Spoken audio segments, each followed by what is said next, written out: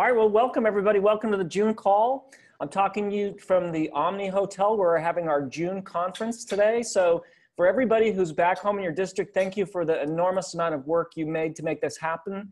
It's a huge team effort of a combination of the people who can come to the conference and the people who are home this time but did an enormous amount of work to make this happen. So for the first time in the history of our conference, all 50 states are represented. We have people coming from every single state, and that's over 1,373 people registered. Right now, we have 496 meetings confirmed of a possible 535. So there's a very good chance that we'll hit or exceed the extraordinary number we had last year of 507 meetings. In those 50 states, 40 states have at least one person who identifies themselves as right of center. The group, the work that the Conservative Caucus has done and Jim Tolbert to recruit more people who identify themselves as right of center to the conference is remarkable. 121 total people identify as being right of center at the conference coming this year. We have 205 students. We have 12 Canadians. We have David Michael, our African coordinator, again from Nigeria. We have people from Great Britain, from Sweden, and from Panama. We have over 500 people who are new to CCL coming to the conference starting tomorrow. We've got 47 other organizations presenting from a breadth of the Niskanen Center on the right to the Hip Hop Caucus on the left. We have 21 interns. There are 14 regional coordinators, 52 state coordinators, 341 group leaders, 275 liaisons, 371 congressional districts covered by appointments, which is a total of 85% of the entire Congress for people being attended. We have 26 states that have every single one of their congressional districts covered. So we really have a chance to make something very big happen. And for everybody, whether you're here or not, thank you so much for making that happen. I'm going to be introducing our guest from the Environment Voter Project in just a moment. After his comments, I believe that there'll be time to take some questions in the chat, which will be great. Then I'm going to give you, because we're going to be streaming the conference, I'm going to walk through with you some of the things that you might want to pay attention to. So I'll go over when certain talks, certain speakers are speaking, so that if you want to tune in at that time, you'll know when and how to do so. It does feel a little bit funny, honestly, that we're streaming through our Facebook page. To encourage anybody to use Facebook right now does seem a little bit unnerving at the best, but nevertheless, that's the way we've got to go. So that's what we're gonna do. Then we'll go over a couple of updates of things that have happened since last month's call and go over what we're asking everybody to do this month. And again, so let me just introduce our speaker. Nathaniel Stinnett is the founder and executive director of Environmental Voter Project. Their mission is to identify citizens concerned about environmental issues who are staying home on election day and turn them into active voters. He's had a lot of really remarkable positions, both working getting people elected and in government with senators' offices. And if you read the New York Times on May 27th, the edition 2 Sundays ago, you saw that he was listed as one of the most important visionaries in the country. So we're very excited that we could get Nathaniel on the call today. Welcome, great to have you, and the floor is yours, Nathaniel. Thank you. Thank you so much for having me, Mark. And can everybody hear me and see the presentation before I get going? Yep. Okay. So thank you, Mark. Thank you, Ricky. Just for everybody else who's on the call, both Mark and Ricky told me how inspiring it would be to make sure that I got here early and see everybody sign in from across the country.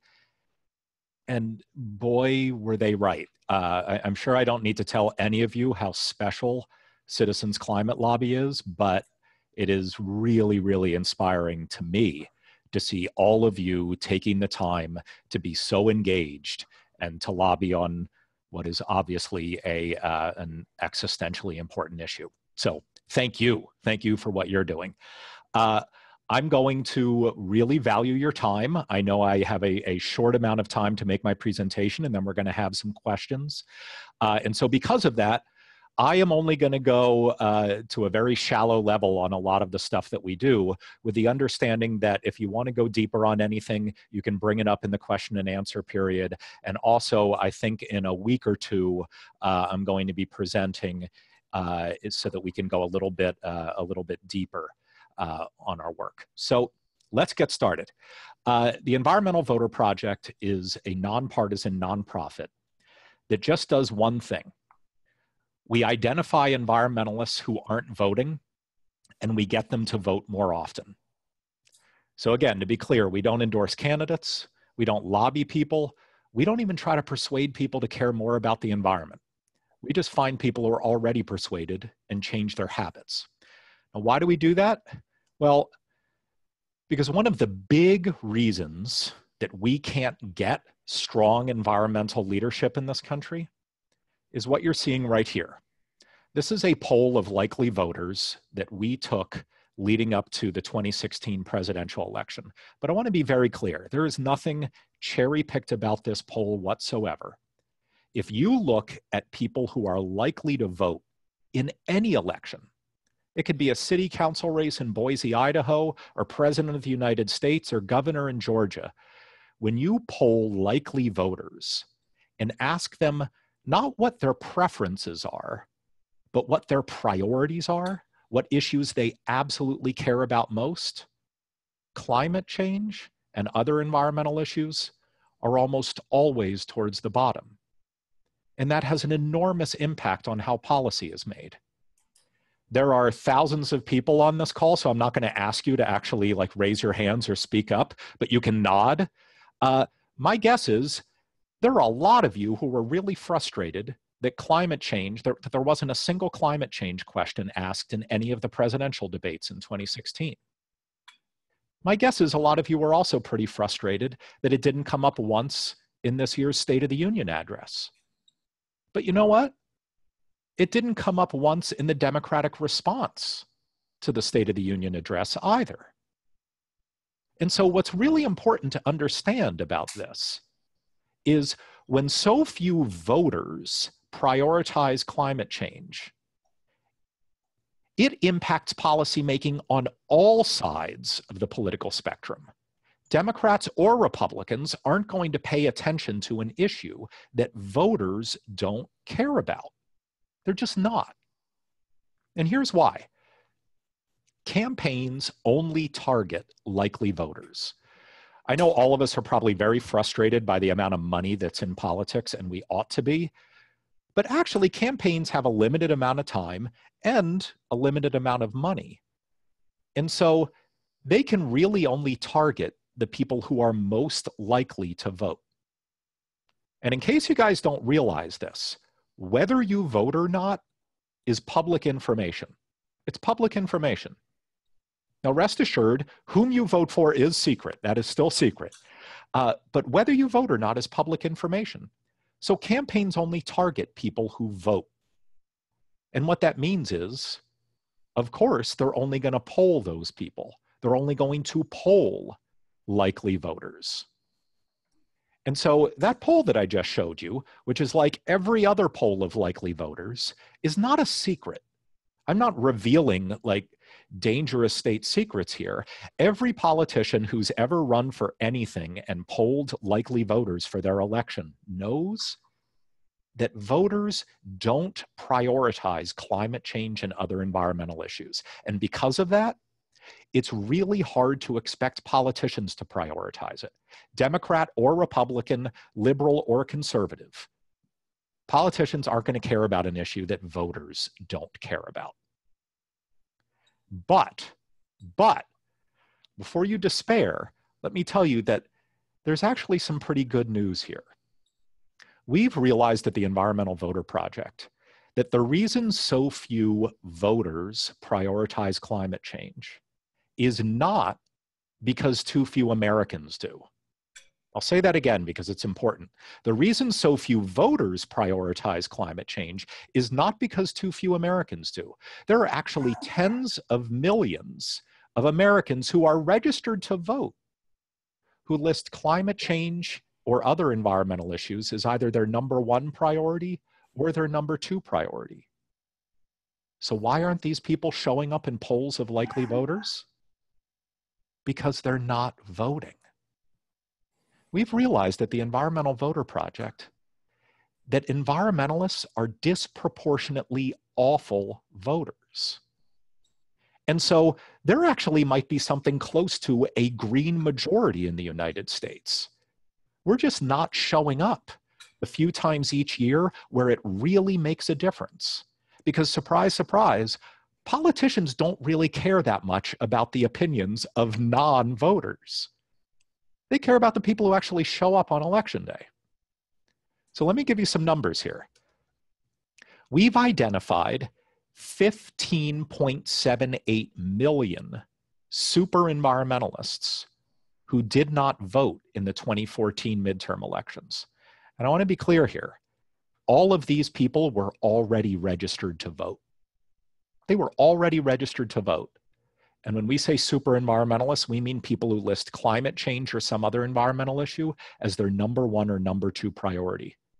And they're already registered to vote. They just didn't go out their door on election day. We identified 10.1 million already registered super environmentalists who didn't even vote in the 2016 presidential election, an election that was decided by only 77,000 votes. Now, I'm not claiming that we shouldn't try to persuade people to care more about climate change, nor am I claiming that we shouldn't be doing the great work that you guys do, which is lobbying policymakers to hold their feet to the fire. All of that stuff is extraordinarily important. You're doing God's work. But we also need to recognize that there are people who are already with us, literally tens of millions of them. They are already persuaded. We don't need to twist their arms on anything. They're just not walking out their door on election day. Just to finish up this little part of it, and then I'll get into how we change these people's voting habits, let me give you a little context. There we have a nice round number of registered voters in the United States right now, 200 million registered voters. About 83 million people voted in the 2014 midterm elections. Only 4.2 million of them are what we would call super environmentalists, people who list these issues as their number one or number two priority. Those four little green squares there, they're not going to convince politicians to do anything. They're just not. Politicians go where the votes are. And that might sound cynical, but it's not. It's arithmetic. It's how elections work. Politicians go where the votes are, or they don't get to be politicians anymore. And when only 4.2 million out of 83 million people showing up list climate change or some other environmental issue as a top two priority, that's not going to get any politician to do anything. In 2016, there were about 136, actually 137 million people who voted, and environmental turnout was a little bit better. We had about 10.1 million people who list climate change or the environment as their number one or number two priority vote. But still, that's a really small percentage. It's about 7.5% of the electorate. You see that group up there? That's 10 million super environmentalists who didn't even show up for a presidential election. They're already registered to vote, but they didn't even show up. And at the Environmental Voter Project, what we do is we don't try to turn any of these blue squares green. We're not in the persuasion business. Nor are we trying to get these people to vote for particular candidates. I don't need to tell anybody on this call or in any of the rooms around the country, there are great groups that already do that, who endorse candidates and persuade people to vote for the best environmentalists, and they do great work, and we're not trying to do that. All we do is we identify these environmentalists who aren't voting, and we try to push them into the electorate. We're in the habit-changing business, not the mind-changing business. And when we go into a particular state, once we identify these super environmentalists, we view every election as an opportunity to start changing their habits. Because, as I said earlier, and this is so important to understand, if there is one thing you take away from this call, let it be this. Whether you vote or not is public record. It's public record. And the first thing any politician does before starting their campaign is look at public voter files and decide, okay, which of these people are we going to talk to, and which of them are we not going to talk to? And surprise, surprise, they only talk to the people who have a really high likelihood of voting. And surprise, surprise, those are the only people whose opinions they care about. And that shouldn't surprise us. It's no different from any other aspect of our lives. We wouldn't expect Starbucks to care about us if we don't drink coffee. We wouldn't expect Ford Motor Company to try to market a car to a 3-year-old who can't even drive. Why on earth would politicians care about us if there's a public record showing that we never, ever, ever vote? And so at the Environmental Voter Project, we view every election as an opportunity to start turning people into better voters, even if it's for library trustee or district attorney, things that seemingly have no impact on climate change or the environment whatsoever. So very quickly, and I'm not going to go into detail here because I know we have a very small amount of time, how do we do this? We essentially do 3 things. We use a lot of publicly available data off of public voter files to identify people who don't just care about climate change and the environment, but as I said, listed as one of their top 2 priorities. And then the best part is we can bypass the most expensive part of politics, which is persuading people to change their minds, which in this weird post-fact world is almost impossible. No, we already know these people are with us. So at that point, we can concentrate on whatever messaging gets them out the door on election day. Hell, we would talk about chocolate chip cookies at this point if it got these people to vote. And then once we do start getting them to vote, we reinforce their habits until we're confident that they're good enough voters that campaigns and endorsement groups will be targeting them. Very quickly, how do we do this? We canvass, we call, we text, we send direct mail, we do digital outreach. And really interestingly, the messaging we use is not only nonpartisan, it's completely apolitical. The Environmental Voter Project doesn't even talk about the environment for a very good reason. It doesn't work. Now, mind you, it's a very good way to convince people to care more about climate change. I'm not saying you guys at CCL should stop talking about climate change, but the Environmental Voter Project, when we've found someone who's already with us and the only thing we're trying to do is get their rear ends out the door on election day, well, we've found the most impactful way to do that is to use peer pressure and social pressure. We simply say things like, hey, did you know last time there was an election, 93 people on your street voted? Or we get people to promise to vote and then right before the election follow up with them and remind them that they made a promise. And then sometimes we even remind them, hey, whether you vote or not is public information, so we're going to know whether you follow through on your promise. And that might sound a little heavy-handed, but boy, does it work. And I don't need to convince any of you guys on this call that we're not dealing with a small problem here. We're dealing with a truly existential crisis. And if this is what it takes to get our people to vote, well, we're going to do it. So finally, I'm not going to go through our results, but you can go to our website and look at some of our reports. We're at environmentalvoter.org. We submit all of our work to randomized control trials, and we're sending turnout through the roof. Through the roof. We're currently in 6 states: Nevada, Colorado, Georgia, Florida, Pennsylvania, and Massachusetts. These are states where we're spending money to mobilize these people. But in all 50 states, if people sign a pledge promising to vote and always prioritize climate and the environment, we will send them free election reminders before every election they've got, even dog catcher and library trustee races. So, to finish, it's really, really important for all of us, obviously, to continue your outstanding work at Citizens Climate Lobby.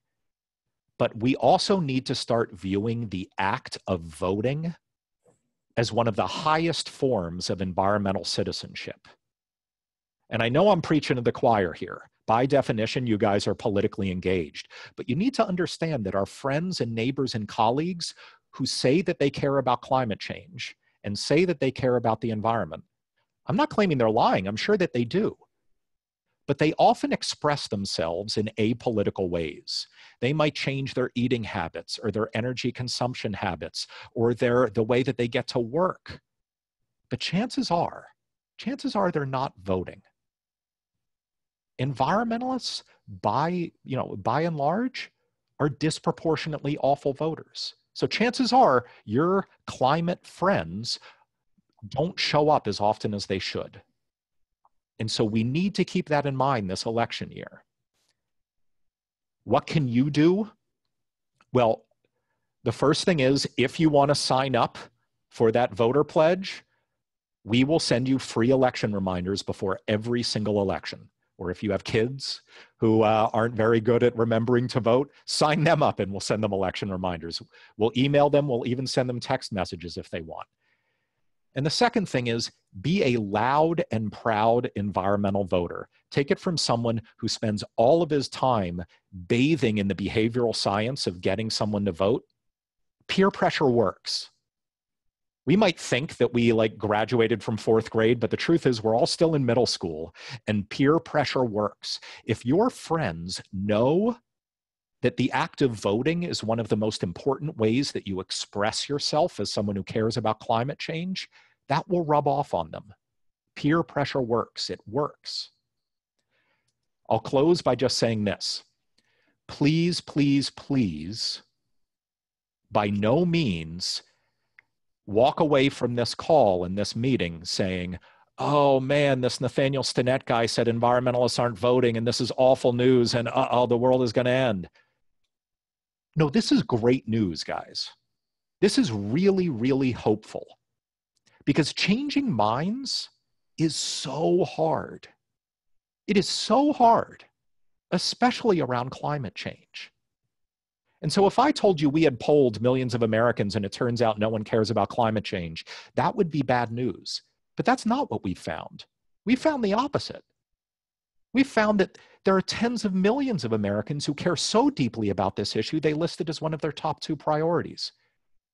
They're just not voting. They're not voting. And changing people's habits, changing their behavior, I won't claim it's easy, but boy, is it a heck of a lot easier than changing their minds. And so we have this enormous opportunity here. We have this silent green majority who, if we just started showing up on election day, we could change everything. We could change everything. And I'll close by saying this. We could change everything on both sides of the aisle because there is nothing that motivates a politician more than the prospect of winning or losing an election. And politicians go where the votes are. It's that simple. They go where the votes are. There's something that you guys have on your website that I love. It says, governments will respond to the will of the people, provided we tell them what we want. And you're right. You're absolutely right. But there's a little caveat. Whether you vote or not is public record. And so politicians don't necessarily pay attention to the non-voters as much as they pay attention to the voters. And so we've got to vote. We've got to vote like it's our job this year and every year. So thank you. I think I went a little bit over, but it's okay. Thank you guys. Yeah, so Nathaniel, we'll see if we have time to get to some questions in the chat. Ricky, I think you need to mute your line over there. Thank you. But there were a couple of pre-questions that came in that I want to get to. How many times does it take for a non-voter to start voting to become habitual, where they don't need support, they don't need help? You know, now it's just one of the things they do. Like I would never not vote. That just wouldn't happen. How many times does it take voting before that happens with them? So that's a great question. And a lot of it depends on which elections they vote in. Mm-hmm. So what we know is voting is a sticky habit. It is absolutely a sticky habit. You vote once, regardless of the election, you are sometimes 40, even 50% more likely to vote in the next election, even if no one ever talks to you again. But what I meant by it depends on the election is, let's say the first time I vote is in a presidential election. Well, then 6 months later, if someone's running for city council, they're not going to assume that I'm likely to vote in that city council race. Because tons of people vote for president, but very few people vote for city council.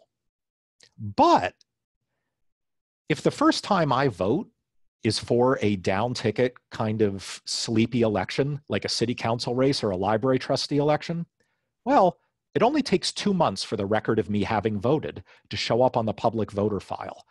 And then, Mark, the cavalry comes in. Because then everybody running for governor or US Senate says, oh my God, Nathaniel, he voted at a city council race. If he's crazy enough to vote for city council, of course he's going to vote for governor. And then they start spending all of their time and money and efforts coming after me, figuring out what issues I care about. So it depends a little bit on the type of election that you vote in. So I wish I could give you a black and white answer, but that's sort of the nuances of how campaigns look at it.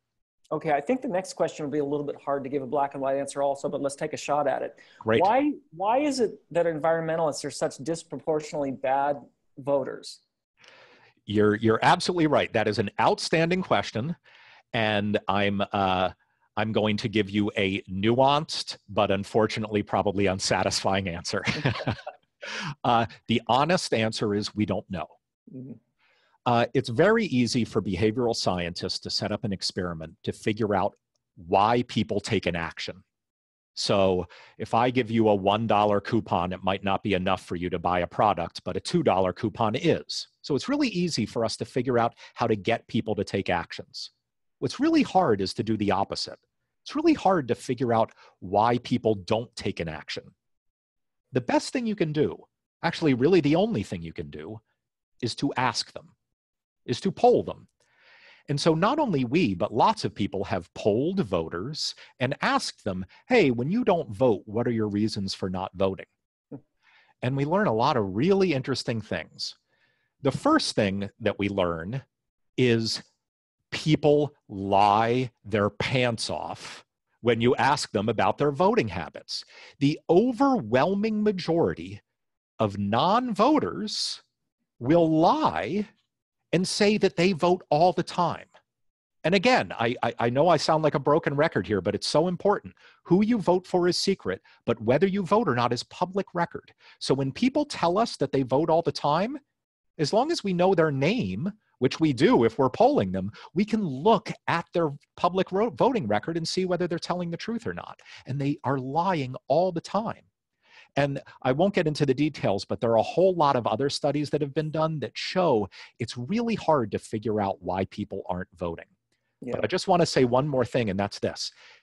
When people lie and say that they vote more often than they do, that's really interesting, not because it tells us why they're not voting, but it actually gives us a clue as to the best way to get them to vote. And that's this. We have realized that even people who don't vote still buy into the societal norm that voting is a good thing. In fact, they buy into it so much that they'll lie their pants off to a stranger on the phone, swearing up and down that they vote all the time. And that is why peer pressure and social pressure works. Because we still want to be known as good voters. And so again, that's why you guys got to be loud and proud about voting. Great. And so if you could answer this one quickly, because we have to move to the next part of the call. So a lot of the people are out canvassing right now, and they want to know what can they do to, that would help people actually get out and vote with if they're canvassing now. Right. So again, I want to be clear that there are kind of two parts of canvassing. One that people often do in political campaigns is persuasion, which is you're trying to persuade people to vote for a particular candidate or to care about a particular issue. And that is not what we do at the Environmental Voter Project. We find people who are already persuaded. But then to get to your question, Mark, if someone's already persuaded and you're simply trying to get them out the door on election day, one of the best things you can do, and one of the easiest things, because it's completely apolitical and nonpartisan, trap them. Mm-hmm. Get them to say that they're going to vote. Get them to say that they're going to vote and figure out some way to remind them of the fact that they said it. Because that's another societal norm that we all buy into. All of us, no matter how often we lie, all of us want to be viewed as being honest and trustworthy people. And so if you get someone to say that they're going to vote and then reminds them that they said that, it sends their likelihood of voting through the roof. So that's one of the easiest things you can do to get someone to vote. Fantastic. Well, listen, this is fantastic, absolutely perfect information for our people. I'm sure a lot of them will sign up and also figure out everything they can do to help you to, it's all in our best interest for you to succeed.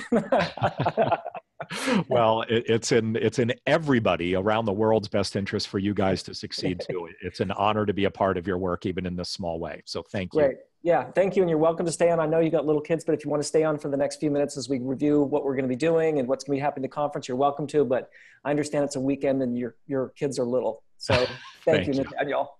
Okay, good. What I'm going to do is I'm going to review part of the conference schedule and just go over some of the things that will be streamed. So for those of you, I would imagine that for most of the people on the call, you're not going to be able to get here between now and wherever you are and tomorrow morning. So I want to review with you what is happening so you could see what would be screened.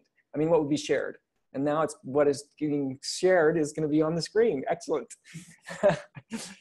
So what's going to happen is tomorrow morning, there'll be opening comments for 45 minutes. That's going to be streamed, and you're welcome to join. For the West Coast, that's 6 o'clock. That might be a little bit early. And then at 10:15, we break into 3 sessions. A new climate advocate training for over 500 people, a group leader and liaison session, and then there'll be various breakout sessions. Okay, so then at 2 o'clock, this part is important, and I do recommend that you figure out how to be there at 2 o'clock East Coast time. What we're going to be doing is walking through with you our way forward, our legislative strategy, our planning strategy. So that session is hosted by Madeline Para, our Vice President of Programs. Danny Richter will be sharing our legislative strategy. Many of you probably know Tony Cerna in the role of IT Director, but he's also our strategy coordinator and has really moved into a strategy role in the organization. And so he'll be outlining our strategy. And again, whether you're live at the conference or in a distance, I think you're going to want to hear that. One of our newest staff members that you probably haven't met, Jamie DeMarco, will be going over our state level carbon pricing coordinator, what they're doing. So if you were on our call in December of 2016, you remember that one of the things we said is with the new administration coming in, we believe that the leverage of the Clean Power Plan was gone for us. Because what we've been saying for years is, if you don't like regulation, then here's a market-based alternative you can offer. Without that, we needed additional leverage. So what we did is we set up some criteria for evaluating where we would work on states, not just for the emission reductions you could get in that state, but also for what it would do to increase pressure for the federal government to act so that particularly business didn't have to function under 10 or 20 sets of rules. And then we'll be getting an international update from Kathy Orlando. So if you follow our Twitter or our blog or our newsletters, you'll see that all kinds of interesting organizing has been happening. And so we've had a lot of recent chapters that have started in Africa where the internet signal isn't even strong enough for us to be able to do it by Zoom. So we've done some starts by WhatsApp, and we're doing one of those in French. Thank goodness Kathy's bilingual. So one of the French-speaking countries in Africa, we'll be doing that in French. So Kathy will be giving us an international update, and we'll be excited about that. Sunday night we'll be streaming, and Sunday night is Danny Richter and his team. So Danny will be doing the presentation, but the remainder of his team, Stephanie Doyle, Andres Jimenez, Ben Pendergrass, Jay Butera will all be there. And Danny will be, in addition to building on the legislative strategy he gave us in the afternoon, preparing us for being on the Hill on Tuesday, being successful with our primary asks, our secondary asks. So essentially, this is us being ready to go. That gets us over to Monday. Now, if you're on the West Coast, I do recommend you get up early for Marshall's kickoff of the conference. I think a lot of us always look forward to Marshall's comments. And what he's going to be doing on Monday morning is giving Jim Hansen an award for 30 years of extraordinary work. And if you know, wherever you are in the country, I recommend that you get that. Now, if it just doesn't work for you at 6 o'clock in the morning on the West Coast, we will record everything we're streaming. So if you miss it live, you'll get a chance to hear it later. So after that introduction and award to Dr. Hansen, the initial kickoff panel is Dr. James Hansen, our country's leading climate scientist. Along with him is Adele Morris, who is kind of the economist of Washington, D.C. Anytime you talk about something regarding economics, everybody says, what does Adele think? So her voice matters a lot in D.C. And then Dr. Natasha D. Jarnett, you've heard her on our monthly call before. She did a breakout session at last year's conference. Her area of expertise is climate change as it applies to public health, a very important voice. And then the last member of that panel Trishna Goering from the Ocean Conservancy. Really what she's going to be emphasizing on her session is communications, that she's an expert on communication on climate change, and that will really be what her comments are on. The second panel in the morning is going to be Ted Halstead. Oops, there we go, backwards one. Oh, missing a slide maybe? Okay. All right, well anyway, there's a second breakout, which is going to be Ted Halstead and Students for Dividends. So the student leader from Harvard or Yale will be there along with Ted for the second breakout session in the morning. And then after that, to wrap up the morning session, is going to be our very own Leslie Beatty, who's going to be walking us through our branding and marketing effort. It has been a really remarkable thing for our organization, for somebody who understands how branding and marketing works, to look at things we're doing and see how they could be positioned and focused better. And I think that you're going to want to hear that, because she's doing some really nice work that I believe gives us the best chance at success over the long haul. Then we'll have breakout sessions from 1:30 to 5. There will be a breakout session that will be streamed during all of those, so you'll be able to watch the breakout sessions. And then the closing plenary is going to be Representative Delaney from Maryland. He's a member of the Climate Solutions Caucus, and that starts at 5:15. We will not be streaming the dancing, so we'll spare you that.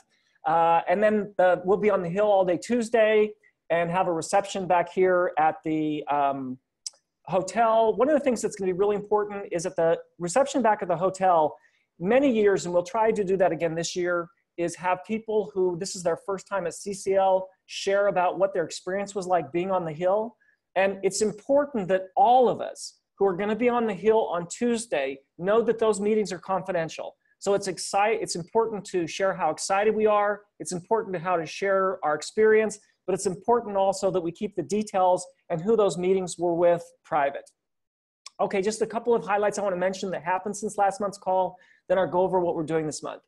Dave Folland, the co-lead for Salt Lake City, published his 100th letter to the editor. 100 letters to the editor from one person. That's just really cool. That's one of 291 pieces that were published this month. So congratulations to Dave and everybody in Salt Lake. You know, one of the things the Salt Lake chapter instituted years ago, and it's really helped their overall effort, is they have a writing group. So people work on each other's writing, they give each other coaching, they write with each other, and Dave's 100th letter is fantastic. Also, Austin, we got the city of Austin to endorse carbon fee and dividend. So that's so far this year, one of 94 state, county, and municipal resolutions. So congratulations for the people in Texas who got the Austin resolution. Okay, so what are we doing this month besides seeing over 500 people on the Hill on Tuesday?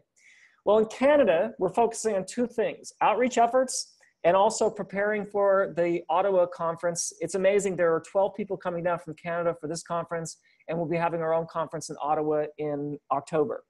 In the US, we're asking you to write letters and op-eds about the CCL International Conference. Wherever you can include the theme of bipartisanship, we would really appreciate that. And then also plan your summer outreach with CCL in your beach bag. So plan your events for how you can do outreach to grow your chapters. The laser talk is about bipartisanship. Okay, now I want to say something to everybody for a second, and that is the last couple of months, quite a few chapters have stayed on after the call to wave goodbye, and then the camera will spotlight your chapter. So if you've never done that, we can't get to every chapter, but it seems like every month we've been able to get to like 20 or 30 chapters. Ricky will unmute the lines, but then you probably want to remute yours so you don't get a screeching. But it's been really nice just to connect with people, not just as the call begins as we're starting, but also as we're waving goodbye. And maybe you want to, if you're not coming to DC, cheer the people on who are going to be on the Hill on Tuesday. So Ricky, if you could unmute the lines for a minute and let the camera go wherever it goes. Hi. Hi. Good conference. Spot close up.